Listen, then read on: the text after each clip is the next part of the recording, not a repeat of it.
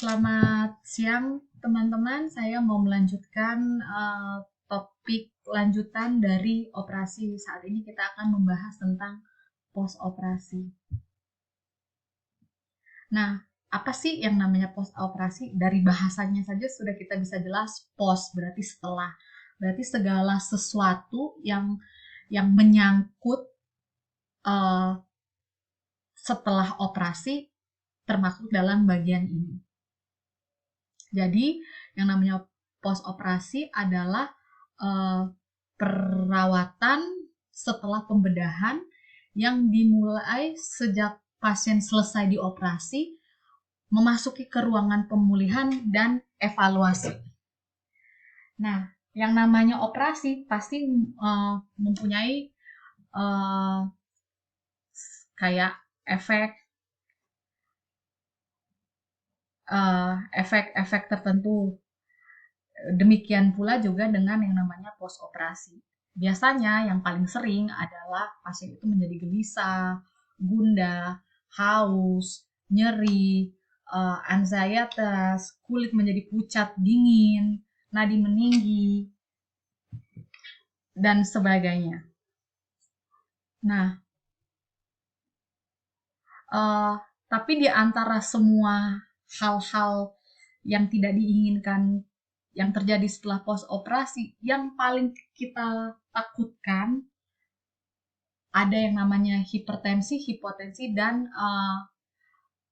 hipovolemia pada saat tubuh itu kehilangan darah. Nah, saya akan membahas secara sistematis. Hipertensi itu sering terjadi kalau hipnosis tidak adekuat.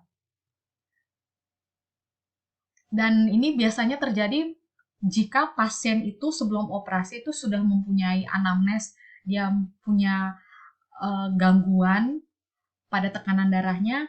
Spesifikasinya adalah pasien kita juga terkena yang namanya hipertensi, ada gangguan di sistem respirasinya, ada gangguan juga di kidney-nya, itu tidak ditangani secara maksimal, tidak dirawat, akhirnya itu menjadi komplikasi pada saat operasi dan tentu juga menjadi komplikasi pada saat post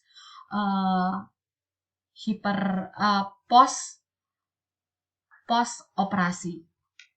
Nyeri, pasien sering menahan sakit. Pada saat pasien menahan sakit, nadi itu menjadi meningkat, berkeringat, nafas menjadi cepat dan dalam, kulit menjadi pucat, dan itu akan berefek pada sistem regulasi sarafnya, menyebabkan tensi meningkat.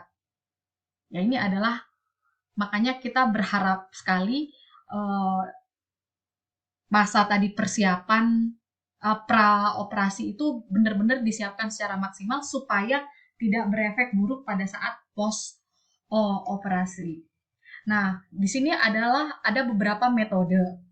Ada untuk mengurangi rasa sakit nyeri. Bisa kita gunakan golongan yang berat, itu terutama untuk yang sakit berat sekali ya. Untuk operasi yang mayor, operasi berat yang mungkin durasinya lama, operasi yang mungkin di dalam organ dalam, itu rata-rata untuk mengurangi rasa sakitnya, dokter merekomendasikan untuk menggunakan dari golongan opiat. Contoh yang paling sering adalah morfin dan petidin. Ini digunakan untuk operasi berat dan di mana fungsi kerja dari morfin dan petidin ini adalah menghambat reseptor otak untuk bereaksi terhadap rasa sakit. Tetapi golongan ini memiliki efek samping seperti mual, muntah, gangguan napas, pusing, mengantuk, konstipasi, gatal, dan alergi. Nah, untuk golongan nyeri yang lebih ringan, antara ringan dan sedang, kita bisa menggunakan grup non-opiat. Yang paling sering adalah di sini grup paracetamol dan non-steroid. Dan ini untuk nyeri ringan. Adapun mekanismenya ini berbeda dengan grup dari morfin. Kalau di sana kan untuk menekan reseptor rasa sakit. Kalau di sini dia bereaksi terhadap pemblokadaan dari prostaglandin. Adapun penggunaan dari paracetamol dan non-steroid ini memiliki efek samping seperti nyeri ulu hati, tukak lambung, pendarahan, alergi, asma, dan gangguan ginjal. Nah, selain kita menggunakan obat, opiat dan non-opiat, ada juga yang namanya intervensi psikologis. Ya, ini adalah menggunakan metode distraksi atau pengalihan. Ada dengan cara hipnoterapi atau meditasi, relaksasi. Jadi ya kita mengajarkan pasien itu untuk menerima bahwa memang operasi itu harus dilakukan dan memang akan sakit. Tetapi kalau kita lebih ikhlas, kalau kita lebih menerima, akan lebih mudah, lebih mempercepat proses penyembuhannya dibanding pada saat pasien itu marah atau berontak.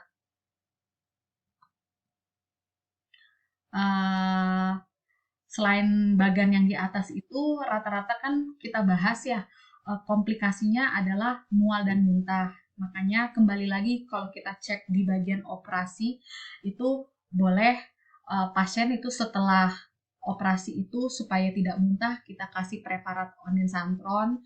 Terus juga kita boleh juga supaya perutnya tidak terjadi tukak atau rasa nyeri di epigaster, boleh juga kita masukkan juga ranitidin dan omeprazol supaya tidak ada gangguan dari segi pencernaannya. Jadi sekian paparan dari saya. Semoga informasi yang saya berikan itu memberikan sedikit pencerahan. Kalau ada kekurangan, saya menerima saran dan arahan. Terima kasih teman-teman. Tuhan berkati.